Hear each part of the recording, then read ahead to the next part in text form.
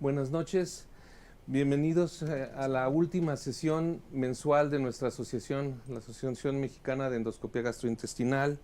Y bueno, pues para esta sesión tenemos un tema muy importante y para ello vamos a tener a dos profesores muy importantes en esta sesión. Quiero presentarles al ponente principal, que es el doctor Antonio Mendoza Lad. Él es un médico guatemalteco que estudió la carrera de médico cirujano en la Universidad de San Carlos en Guatemala. Después se fue a hacer medicina interna y gastroenterología al Hospital Lenox Hill de Nueva York. Posteriormente hizo endoscopía intervencionista en Heisinger Medical Center y actualmente es el director y profesor asociado en la Universidad Davis en Sacramento. El doctor Antonio Mendoza pues, es un experto en todo esto que es cirugía de tercer espacio, procedimientos de tercer espacio endoscópicos, y sobre todo en el tema que nos atañe el día de hoy, que va a ser la crioablación endoscópica, si es una nueva alternativa. Y también para coordinar esta sesión tengo aquí un gran amigo, el doctor Francisco Valdomino Sandraca, conocido por todos ustedes. Él es un médico que se formó en el Instituto Nacional de Ciencias Médicas y Nutrición Salvador Subirán, donde hizo gastroenterología y endoscopía. Él es gastroenterólogo, endoscopista, intervencionista, experto también en este tema, y nos va a acompañar aquí con nosotros esta noche. Y bueno, pues para dar inicio a nuestra sesión, le dejo la palabra al doctor Antonio Mendoza, que nos va a dar su tema. Gracias, doctor Antonio Mendoza. Así que vamos a empezar. Primero vamos a hablar sobre las indicaciones. El sistema actualmente está indicado para ablación endoscópica y específicamente para el uso en el esófago de Barrett. El día de hoy vamos a hacer una descripción básica de la tecnología, el rol del sistema en el manejo de Barrett y otras condiciones, un repaso de la literatura clínica que soporta el uso de esta tecnología. Empecemos por cómo funciona el balón. El balón funciona a base de óxido nitroso, que es lo que causa básicamente la congelación del tejido y por tanto causa necrosis del epitelio. El balón se infla y está en contacto directo con la mucosa. El frío se transfiere a través de la pared del balón. El gas, de hecho, nunca toca la mucosa del esófago. Como ven ustedes, el óxido nitroso se mantiene totalmente dentro del balón. Eso nos permite dirigir la dosis del tratamiento y también controlar la profundidad de la ablación manejando el tiempo de administración del gas. En resumen, el procedimiento consiste básicamente en insertar el endoscopio. Es un catéter que se introduce a través del canal operativo del endoscopio, o si no se tiene un endoscopio terapéutico, entonces la compañía tiene un como canal accesorio que se puede añadir al endoscopio. Hay que posicionarlo en el área de interés, el balón se infla, luego de esto aplicamos el gas y con eso procedemos a la ablación y después de esto lo retiramos. Esta es una foto y un diagrama de cómo funciona. El principio de operación del aparato es un balón fijo que está en contacto directo con la mucosa esofágica. Tiene un catéter que gira dentro del balón y este catéter que tiene el difusor, que es el que básicamente nos permite administrar la dosis de óxido nitroso. Se aplica en la parte interna del balón, como dije anteriormente, el gas nunca toca el esófago. Eso lo diferencia de otros tipos de crioablación que están disponibles actualmente. Cada aplicación nos da un área de aproximadamente 1 centímetro de diámetro, que es básicamente el equivalente a 1 centavo de las monedas de aquí de los Estados Unidos. El gas que se genera dentro del balón sale a través del mismo catéter, por tanto la presión del balón no depende o no aumenta cada vez que nosotros aplicamos el gas para ablacionar el tejido. Entonces, el mecanismo de acción se basa en que el frío congela el citoplasma de la célula. Eso crea cristales microscópicos que básicamente rompen la membrana celular, causando necrosis. Y aparte, el tejido que se congela deshidrata el tejido que todavía es viable, que queda inmediatamente en la periferia del tejido congelado, porque por ósmosis atrae todo el agua que está dentro del tejido que aún está viable cerca del área que está congelada, y por tanto deshidrata las células adyacentes, y de esa manera también produce necrosis. Aparte, hay mecanismos indirectos como la trombosis y la apoptosis inducida por los cambios de temperatura. Hay dos tipos de balón. Está el balón estándar y el balón de tipo pera. Cada uno se puede utilizar según la anatomía del esófago. Los dos tienen la misma función. El balón es un balón de uso único, entonces es básicamente descartable, es uno por cada uso. El balón se conecta a un control que les voy a enseñar más adelante, y es un balón autoajustable.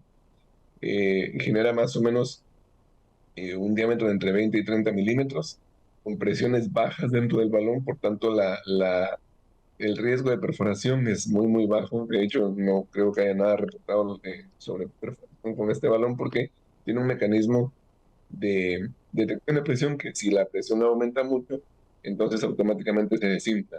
Ya viene instalado en el aparatito. Es un balón que no es de látex, por tanto no tenemos que preocuparnos en los pacientes que tienen alergia a este tipo de material.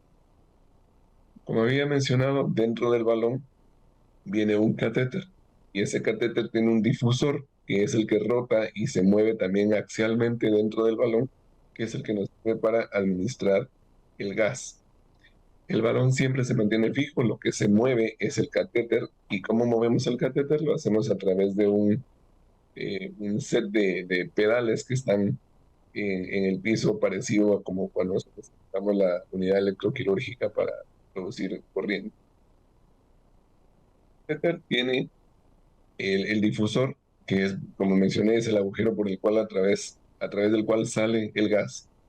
Tiene el catéter en una parte negra, y la cabeza, básicamente, digamos que es donde está el difusor. La parte negra viene con indicadores, dos tipos de indicadores. Tiene unos puntos alineados que van en el mismo plano de donde está el difusor, y a 180 grados de ese difusor hay otro marcador, pero el marcador acá son unas líneas.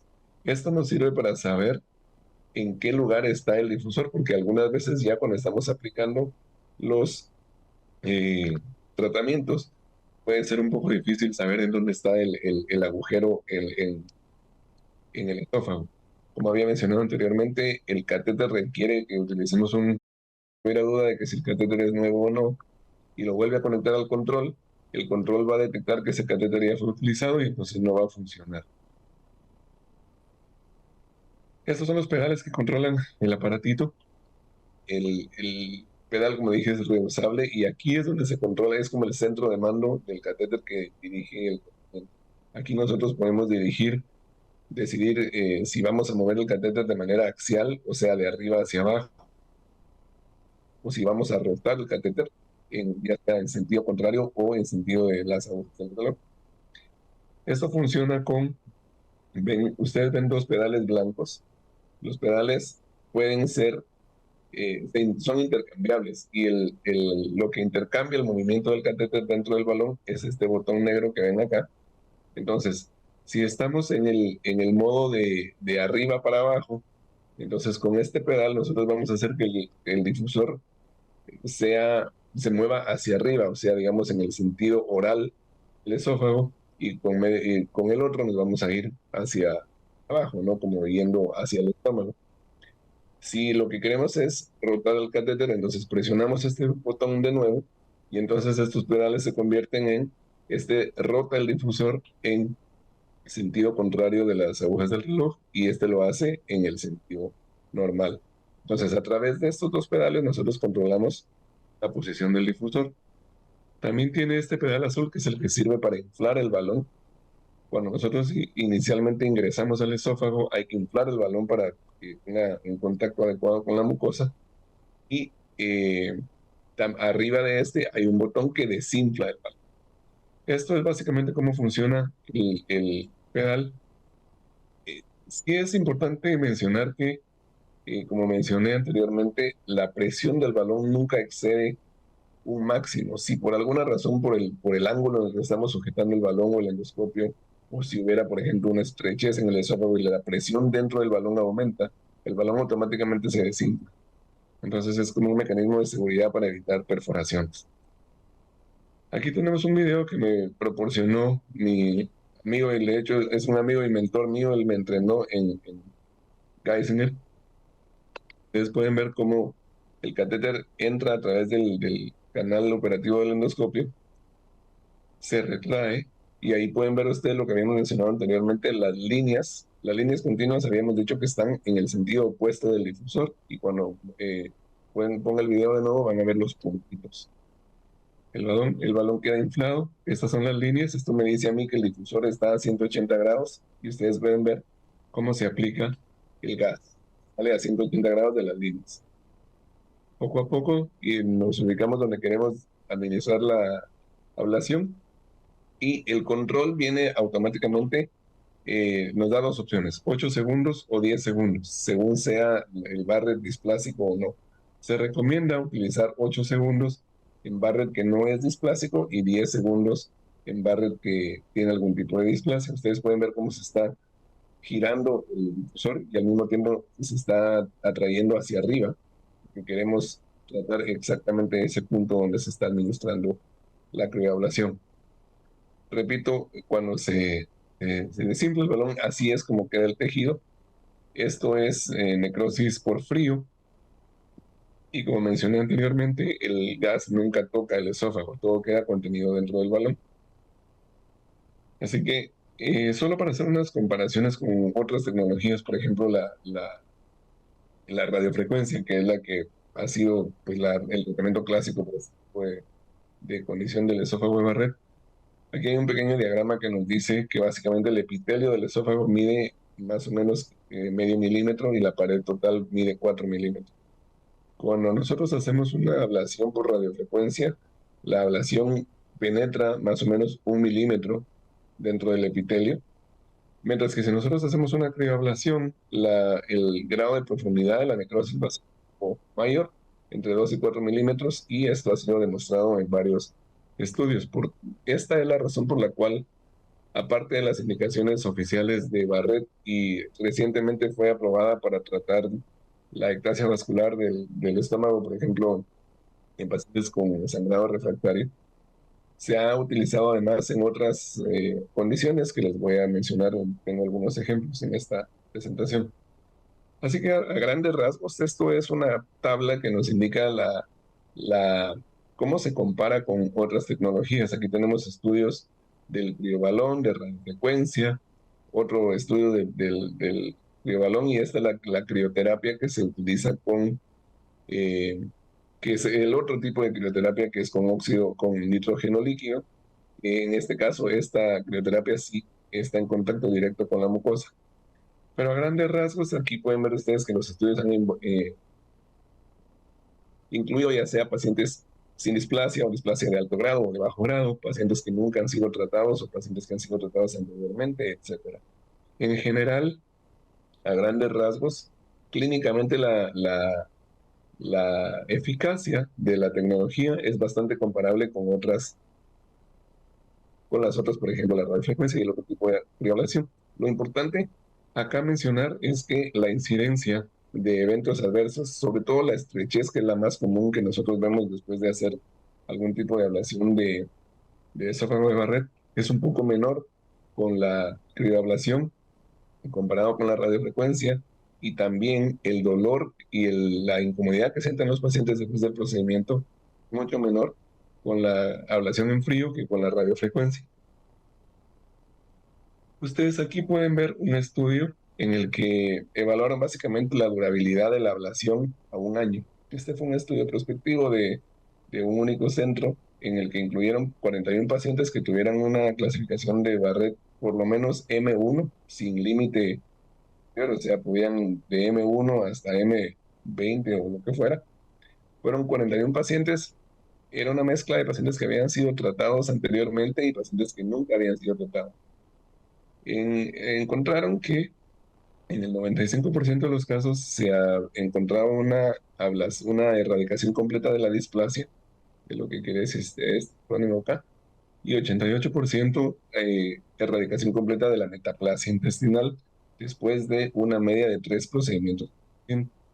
No hubo muchos eventos adversos severos, solo hubo un 2.4%, y como mencioné, la estrechez es un poco menor comparada con la radiofrecuencia. Aquí tuvieron una incidencia de 10%. Los pacientes tienen menor dolor y el dolor que experimentan dura menos. Otro estudio en el que se evaluó la eficacia a 3 años. Este fue un estudio también de un único centro en el que incluyeron 59 pacientes. 97% de los pacientes mantenían la erradicación de la displasia a los 3 años y 86% mantenían la erradicación de la metaplasia intestinal a 3 años. Y la incidencia acumulada de eventos de recurrencia, fue más o menos de 15% para la metaplasia intestinal y de 2% para la displasia.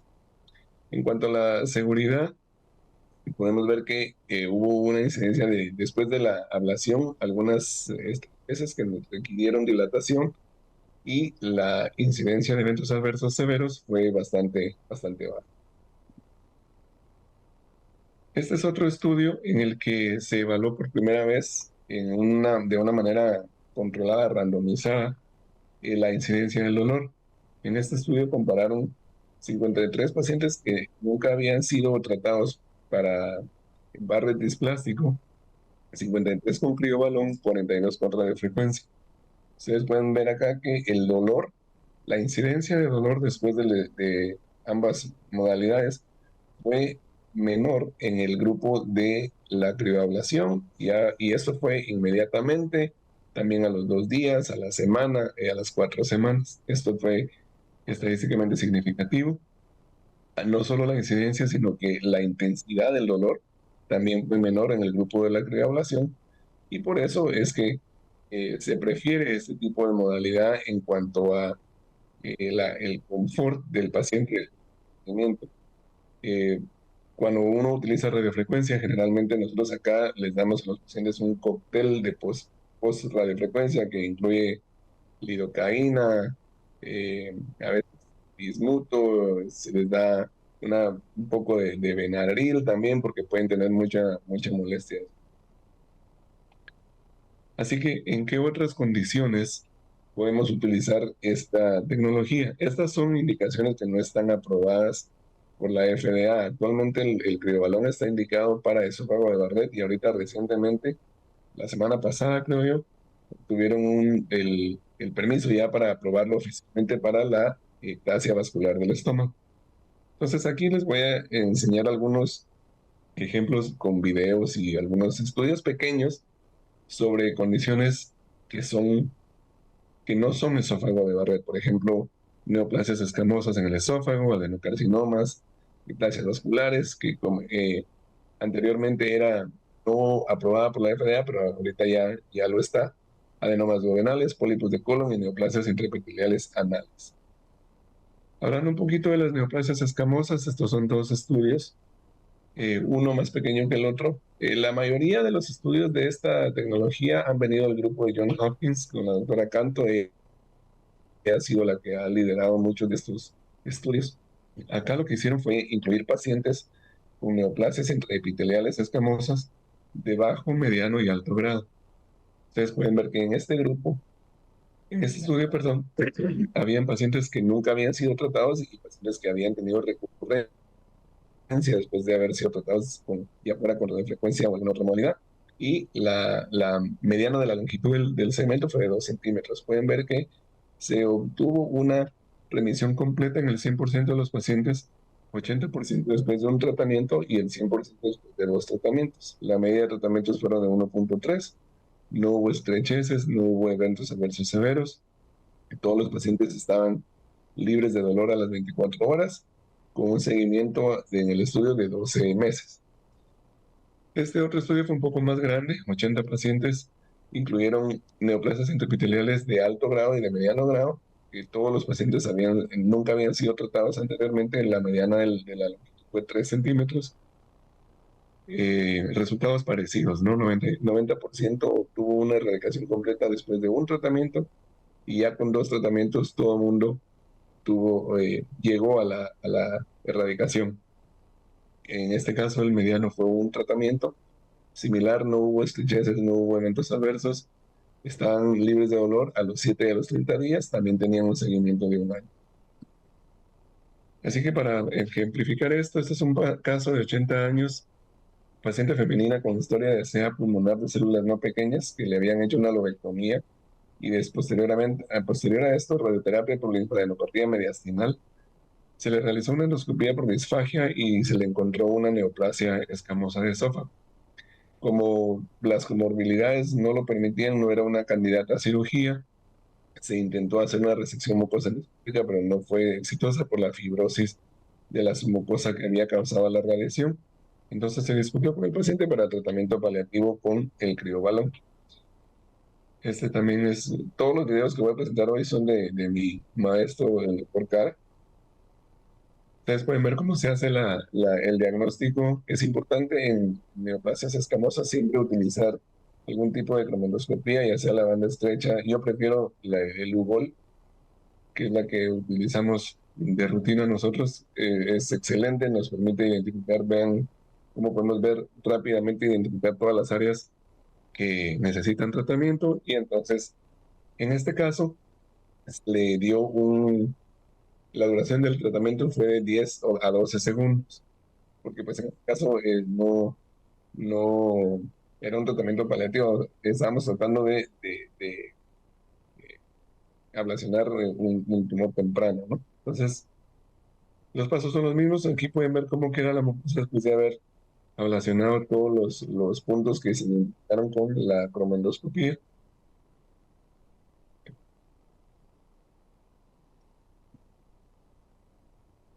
También se puede utilizar para paliación en pacientes con adenocarcinoma, pacientes que tengan disfagia secundaria a los tumores y que no sean candidatos o que no toleren, por ejemplo, las prótesis esofágicas, porque hay algunos pacientes que no las toleran, ya sea por el dolor, porque les causa mucho reflujo, o porque a lo mejor no está totalmente cerrado el lumen esofágico, y si ponemos un stent corremos el riesgo de que migre, que también es muy común, sobre todo si le ponemos el stent y después van a radioterapia, quimioterapia, las prótesis pueden migrar.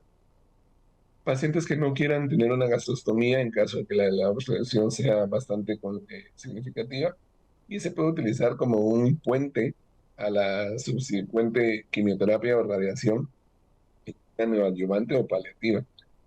En este caso tenemos un paciente de 65 años masculino con adenocarcinoma de la unión gastroesofágica, que fue referido para econdoscopía para colocación de fiduciales previo a la quimio neoadyuvante y la radiación. Aparte de realizársele este procedimiento, entonces pueden ver ustedes cómo el tumor está acá, no está totalmente cerrada la luz, pero se le está dando tratamiento con ablación para tratar de mejorar la disfagia.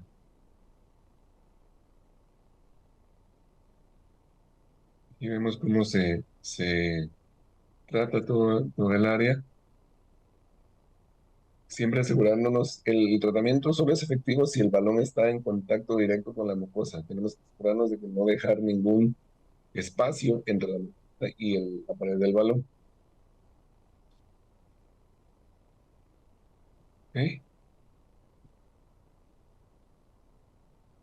Los estudios de ectasia muscular gástrica ahorita, en este entonces era una indicación medicación no aprobada, pero pues como mencioné anteriormente, ahorita sí ya obtuvieron el permiso para utilizarlo en estos casos. Estudio pequeño de 23 pacientes, el 70% de los cuales respondieron después de 2 tratamientos y 30% después de un tratamiento. Esto era para pacientes con eh, eh, ectasia vascular refractaria, pacientes que estaban constantemente sangrando, que regresaban al hospital ya fuera con sangrado activo o con anemia eh, por sangrado crónico. Se obtuvo una tasa de éxito del 100%, el 83% no necesitaron transfusiones a los 6 meses. No es perfecto, ¿no? Los pacientes igual regresan, pero por lo menos tratamos de disminuir el número de procedimientos que los pacientes necesitan al año. También disminuyó bastante el requerimiento de transfusiones. Y hay otro video de cómo se utiliza en neoplasia vascular. En este caso, sí le subimos un poquito a la duración de la ablación, que se recomiendan por lo menos 12 segundos, si no 14 segundos, pues porque el estómago es más grueso, ¿no? No corremos tanto riesgo de causar estrechez o causar una perforación, por ejemplo, si la necrosis es transmural, por ejemplo, en el esófago. Y ahí vamos cambiándolo siempre, moviendo el ángulo del balón. Ustedes pueden ver cómo queda la mucosa. Para adenomas duodenales también ha sido descrito. En este estudio evaluaron 17 pacientes que tenían adenomas duodenales en 13 pacientes, 17 adenomas en 13 pacientes, perdón. 30% de ellos respondieron con un tratamiento y 70% con dos. De nuevo, 100% tasa de éxito técnico, hubo una erradicación completa e histológica en el 70% de los casos después de una media de más o menos de un procedimiento. En el 100% de los casos hubo por lo menos una reducción de tamaño del 50% de la lesión y no se observaron eventos adversos.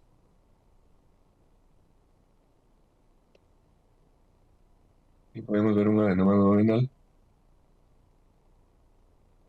Como aquí no tenemos promendoscopía y como a lo mejor va a ser un poquito difícil verlo, no está de más tal vez colocarle una marca, ya sea con una punta de lanza o algo para que sea más visible. Aquí se está tratando ya con una crioablación. Ustedes pueden ver cómo queda la lesión y al seguimiento esto fue lo que se vio. Entonces responden bastante bien si es que eh, una resección no está disponible, por ejemplo, o si la lesión a lo mejor tiene fibrosis. Esta es una opción para tratarlos. Yo creo que en este es donde se muestra cómo se puede poner una marca en la lesión si el adenoma es muy sutil. Aquí le están cauterizándolo un poco para poder verla mejor en el balón. Y entonces ya así localizarla y proceder a la ablación. Esto es de utilidad, por ejemplo, en pacientes que a lo mejor no pueden parar la anticoagulación por X o Y razón cardiovascular y que en los que una resección mucosa a lo mejor nos va a poner en riesgo de un sangrado. Esta es una buena opción. También se ha descrito en tratamiento de pólipos colónicos, sobre todo en las recurrencias. Este era un paciente femenino, una paciente femenina de 77 años, con un adenoma tubulovelloso del recto que había sido resecado con una resección mucosa. Y posterior a eso hubo una recidiva, entonces se hizo una resección de espesor completo con este kit disponible. Y a pesar de eso hubo una recurrencia. Entonces, después de la segunda recurrencia se decidió proceder a estas fotos de las resecciones previas. Y después de esto, entonces, como hubo recurrencia, se procedió a tratarlo con ablación.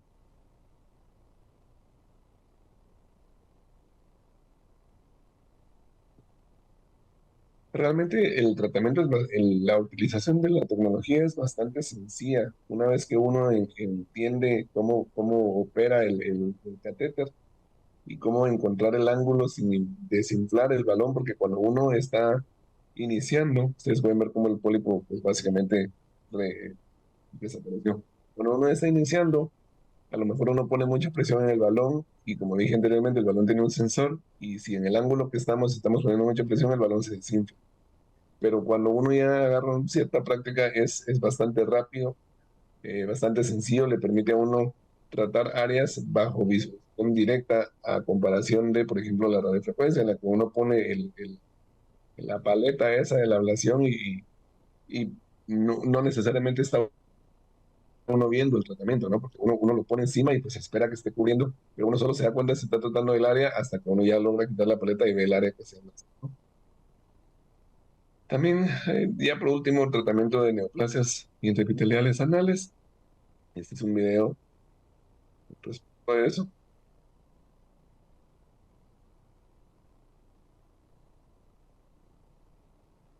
Es un paciente que se le detectó esta lesión muy cercana a la, a la línea dentada y se procedió a hacerle la ablación con ciclos de 8 segundos.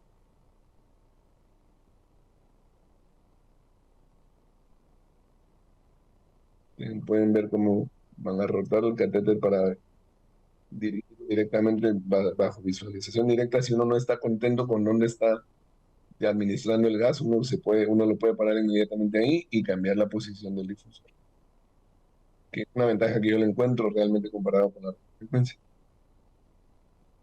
Y bueno, pues con esto paso a concluir y vamos a abrir la sesión de preguntas. En conclusión, la crioablación es una alternativa en uno de la ablación. Actualmente está indicada para esófago de Barrett y el tratamiento de la ectasia vascular del antro gástrico, pero también se puede utilizar en otras condiciones previa discusión con el paciente, si es que las otras, esta es un tratamiento opcional, ¿no? No es la primera línea, obviamente, para tratar por ejemplo, un pólipo colónico o un adenoma duodenal, pero estamos hablando de casos en los que la resección por alguna razón se complica o no está indicada. Y en general los estudios demuestran la eficacia clínica es muy parecida, pero la ventaja que tiene es que tiene menor incidencia de eventos adversos, sobre todo el dolor y las estrecheces post-tratamiento. Así que muchas gracias y pues si tienen preguntas, estamos.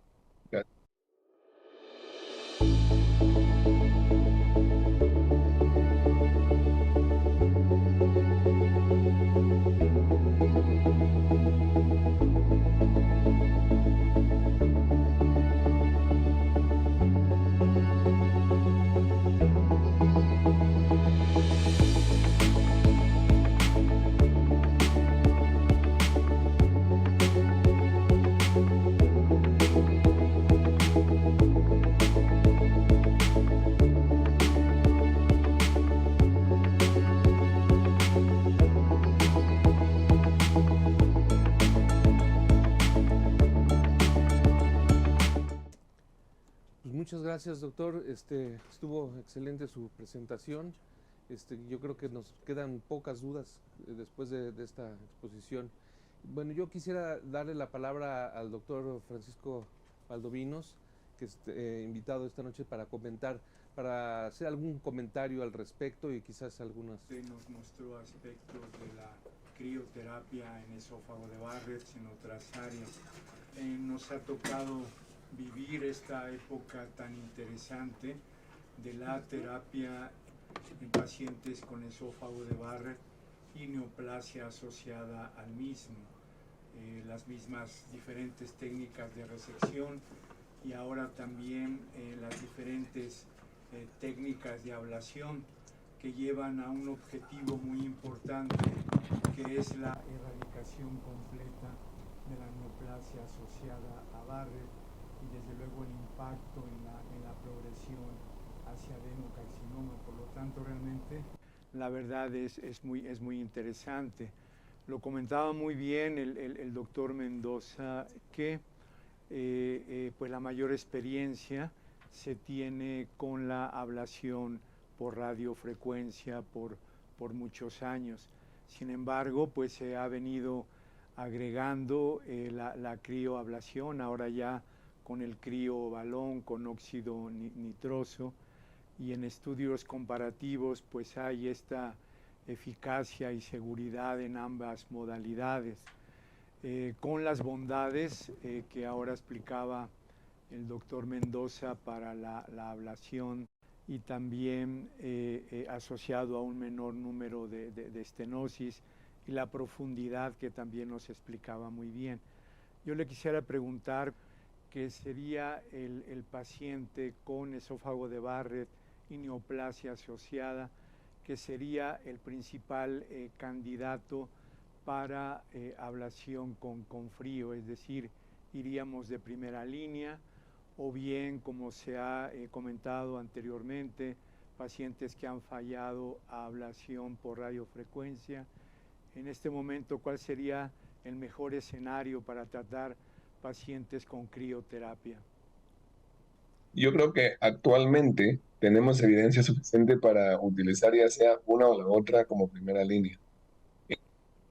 En general, la mayoría de los estudios y como se ha ido asociando o enseñando la técnica, es que es una buena técnica para tratar recurrencias, ¿no? Pacientes que han sido tratados con radiofrecuencia anteriormente y que tienen algún tipo de recurrencia, se ha utilizado como el backup para esos casos. Pero realmente nosotros lo utilizamos, por ejemplo, nosotros tenemos programa de entrenamiento, ¿no? Y entonces en cuanto a tiempo, tal vez sea un poquito más rápida la radiofrecuencia porque no hay tanta necesidad de maniobrar, el técnico, bueno, aunque el balón ahorita ya no depende del técnico, la primera versión del balón dependía mucho del técnico o la técnica que estuviera trabajando con nosotros, pero en general nosotros no tenemos predilección sobre una o la otra.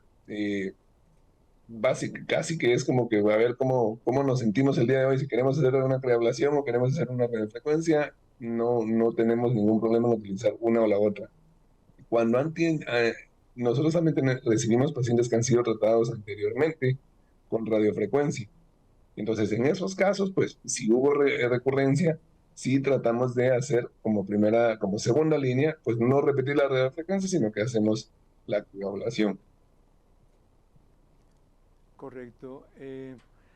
¿Y cuál sería el esquema que siguen en su unidad, doctor Mendoza, en cuanto al seguimiento? En México no tenemos disponible crioablación todavía. La que lo tenemos disponible es la ablación por radiofrecuencia. El esquema que nosotros seguimos es ablación cada 3 meses. Hasta lograr la erradicación completa. ¿Cuál es el esquema que sigue en su unidad en relación con crioablación? Y si en algún momento, además de la periodicidad, contemplan que es conveniente tomar alguna biopsia. En cuanto al intervalo, es el mismo, como usted acaba de decir, 12 semanas es lo que nosotros esperamos tanto para repetir una radiofrecuencia como para repetir una crioablación.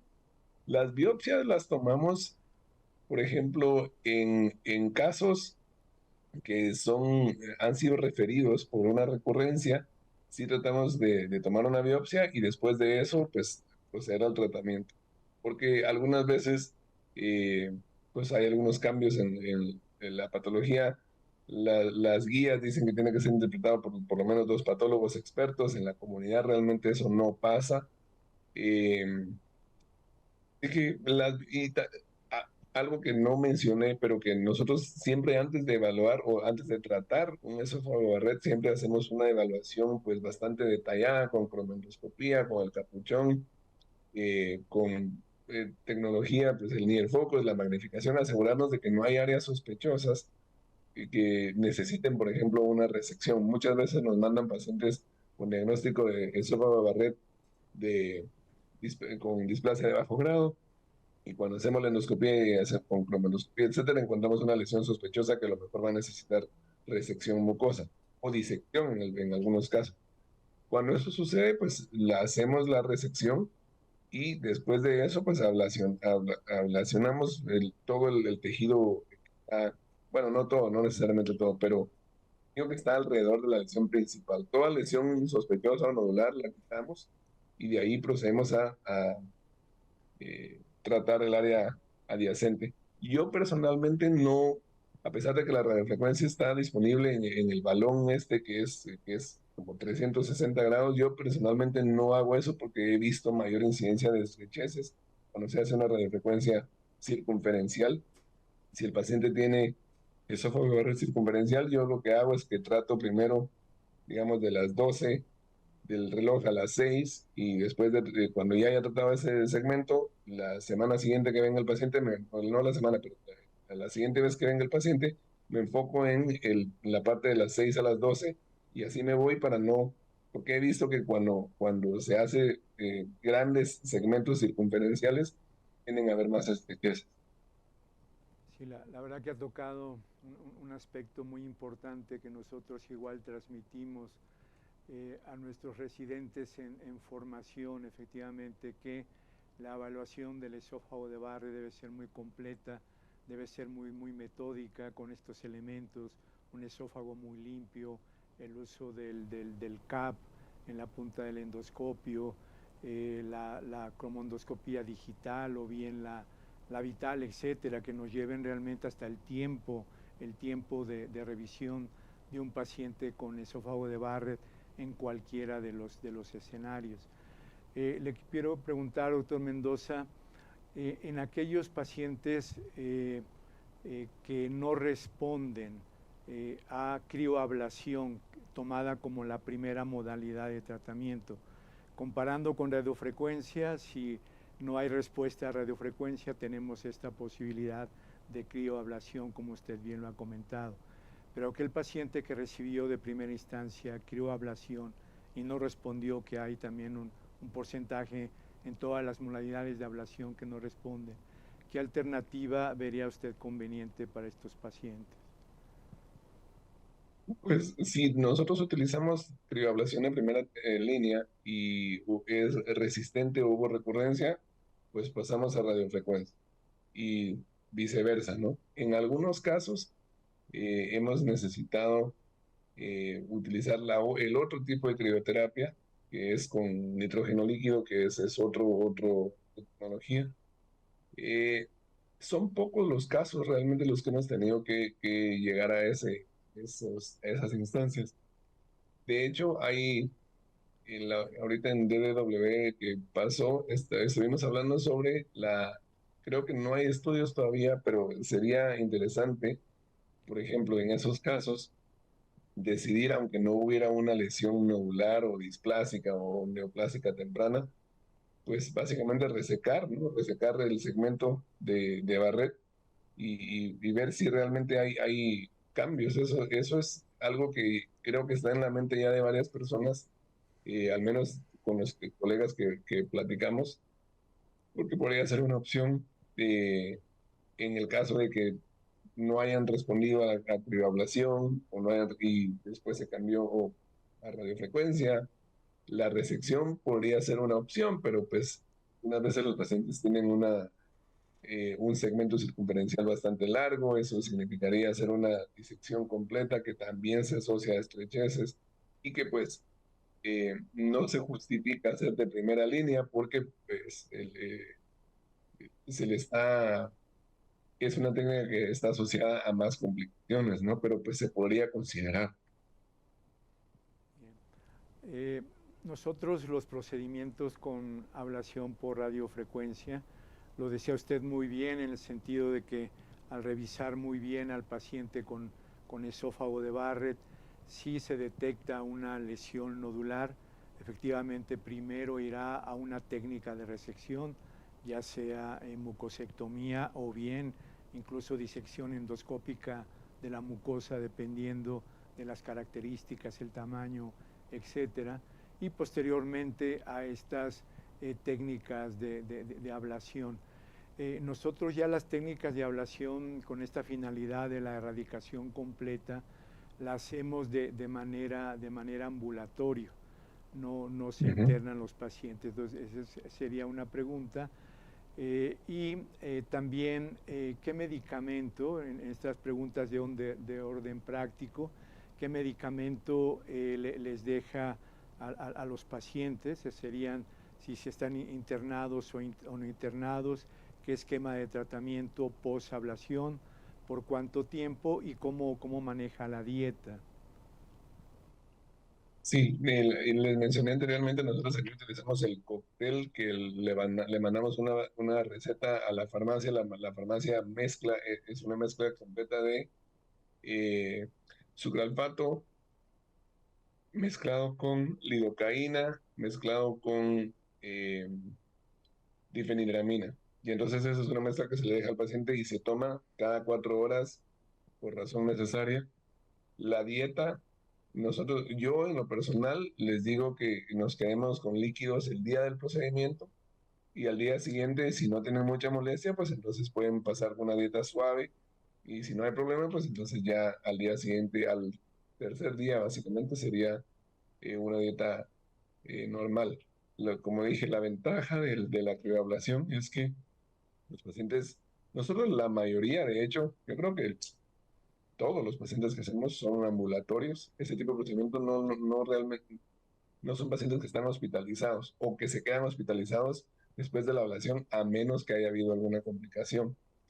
Pero volviendo al punto, como hay menos dolor y hay menos molestia, esos pacientes al día siguiente están comiendo normalmente y no les dejamos nada. No todos, ¿no? Alguna minoría, pues necesitaría un poquito de tratamiento.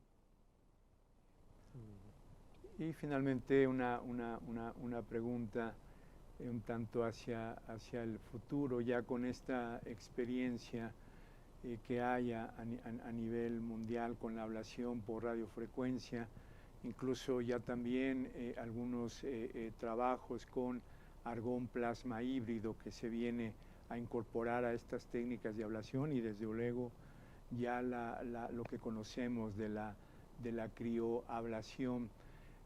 ¿Cómo ve el futuro de la crioablación en este tipo de pacientes hacia adelante en los siguientes años? ¿Cómo visualiza que va a quedar el rol de esta modalidad tan interesante? Difícil pregunta, pero le podría contestar a manera personal de cómo yo veo mi práctica.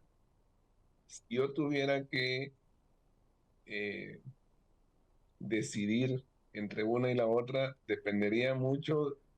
No estoy tan inclinado por una o por la otra por la eficacia clínica, sino porque como mencionamos, la eficacia está bastante comparable, pero las ventajas que yo le veo a esto es que pues tienen menos molestia, incluso desde el aspecto económico o financiero, ¿no? Es más barato este dispositivo que comprar la máquina de la radiofrecuencia, que cuando uno está en institución, pues hay que estar negociando con la institución y si uno está en su práctica privada, pues también es una inversión.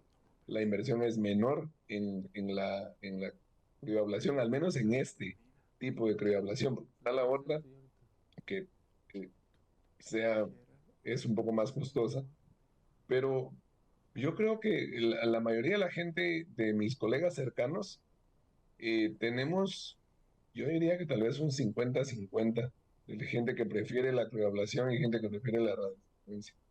No sé si eso vaya a cambiar más adelante. Tal vez conforme ahora que se ganó que obtuvieron la aprobación para tratar la ectasia vascular, a lo mejor pues hay más exposición a la tecnología y la gente prefiere utilizar eso. Es cuestión de ver qué sucede. Muy bien, muchas gracias, doctor. Unas últimas preguntas. Creo que ya la terapia fotodinámica está casi en desuso, pero no sé si cabría algún tipo de comparación con esa técnica, con la crioterapia. No les sabría decir, no tengo datos sobre la fototerapia, Ujú. pero sí coincido con usted, o sea, yo no conozco a nadie que esté Ya usando esté lo fototerapia actualmente. Ujú. Muy bien. ¿Y el paciente requiere alguna preparación previa? Porque ya se habló del manejo post, pero antes del procedimiento, ¿en qué condiciones tiene que llegar el paciente? Las mismas, nada peor después de la medianoche, o por lo menos 8 horas de ayuno.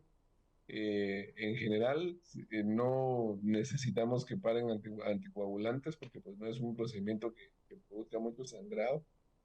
Eh, lo que está de moda ahora y que está sucediendo en todo el mundo es que pues con estos análogos del GLP-1 están produciendo bastante gastroparesis. Estamos viendo un montón de pacientes que cumplen con el ayuno, pero pues que llegan con el estómago lleno porque están utilizando un medicamento. Entonces, eso es un tema aparte que está muy de moda ahorita y que eventualmente estoy seguro que van a regular, o no a regular, pero por lo menos las guías en algún momento van a cambiarse, porque yo sé que la ASGE y las asociaciones de endoscopía en general todavía no tienen un consenso sobre si se deberían de suspender los medicamentos antes de hacer este tipo de procedimientos, pero no hay ninguna preparación diferente a cualquier otra endoscopía. Ok. Bueno, pues pues, le agradezco, doctor, y fue muy clara su exposición, que realmente dejó pocas dudas. Los comentarios del doctor Francisco Valdovinos pues también fueron enriquecedores, y pues no me queda más que agradecerle su participación y que haya compartido con nosotros sus conocimientos. Pues muchas gracias, doctor. No, al contrario, muchas gracias por Y la le invitación. damos las gracias, nos despedimos. Hasta luego. Y bueno, nada más Gracias. no me queda más que recordarles que ya se aproxima nuestra reunión nacional, que va a ser realizada en Acapulco, Guerrero, del 12 al 16 de septiembre, y pues esperamos verlos por allá, y también al doctor Mendoza, esperamos verlo por allá. Pues no me queda más que despedirme y darles las gracias. Gracias, buenas noches, doctor. Buenas noches. Gracias por la invitación a la asociación, al doctor de la Mora, al comité organizador y al doctor Torices, coordinador. Muchas gracias. Buenas noches. Gracias.